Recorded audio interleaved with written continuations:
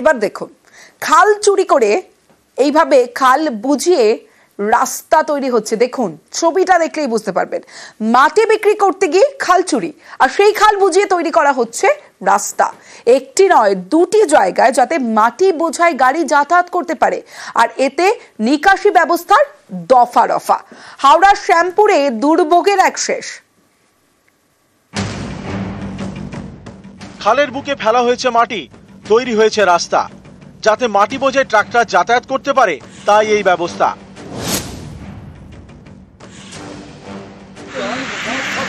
হাওড়ার শ্যামপুরের নাকল গ্রাম পঞ্চায়েত, এখান দিয়ে বয়ে গিয়েছে সেচ খাল। এলাকার জল নিকাশির বড় ভরসা।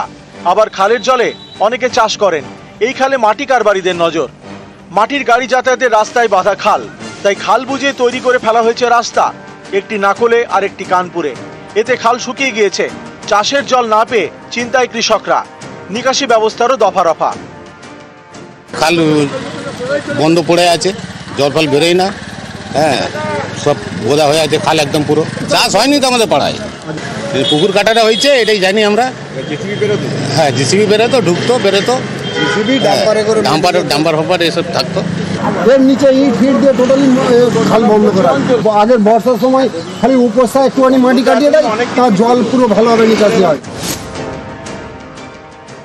কিছু অসাধু ব্যবসায়ী এরা খালের ওপর বাঁধ বেঁধে সেখান থেকে জেসিপি নিয়ে গিয়ে খালের ওপার থেকে জমি থেকে মাটি নিয়ে ব্যবসা করছে, যার ফলে খালের চাষ করার জল যাচ্ছে না এবং চাষিরা চাষ করতে পারছে না। যে টুকটাকে চাষটা করতো সেটাও করতে পারছে না। চিঠি করে বারণ করেছি, জানিয়েছি, খাল খুলে দেওয়ার কথা বলেছি, কোনো কর্ণপাত করছে না। হাওড়া থেকে সন্তু মালিক, নিউজ 18 বাংলা।